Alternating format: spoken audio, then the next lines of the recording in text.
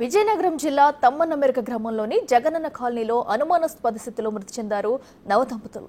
ప్రేమించి పెద్దల సమక్షంలో పెళ్లి చేసుకున్న వాళ్లు చనిపోవడంతో పలు అనుమానాలు వ్యక్తమవుతున్నాయి. ఎవరో హత్య చేశారని మృతుల బంధువులు ఆరోపిస్తున్నారు.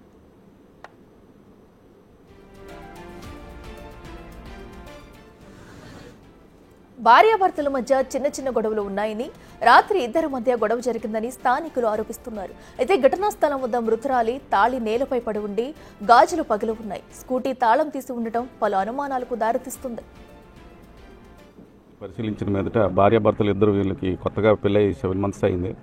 ప్రైవేట్ వర్క్ చేసుకుంటూ ఇద్దరు సపరేట్గా ఉంటున్నారు. ఫ్యామిలీ మెంబర్స్ వేరేగా ఉంటున్నారు, వీళ్ళిద్దరు సపరేట్గా ఉంటున్నారు. మరి అతను హ్యాంగింగ్ చేసుకుని ఉన్నాడు, ఆవిడేమో కింద పడి ఉన్నారు.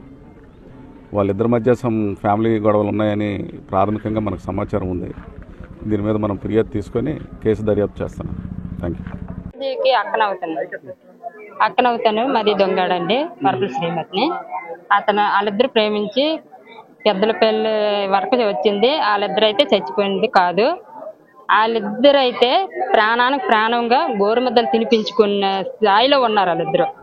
అలాంటిది ఇంత ప్రాణాలు తీసుకున్న సాహసం అయితే వాళ్ళు చెయ్యరు. కాకపోతే వాళ్ళిద్దరి మీద ఏదో కక్ష ఉంది.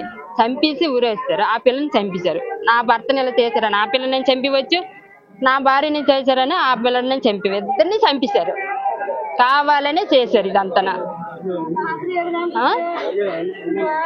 అనుమానం అంటే మరి వాళ్ళిద్దరికి పాద తగులు ఉన్నాయట, భూమి తగులో ఏ తగులో ఉన్నాయట.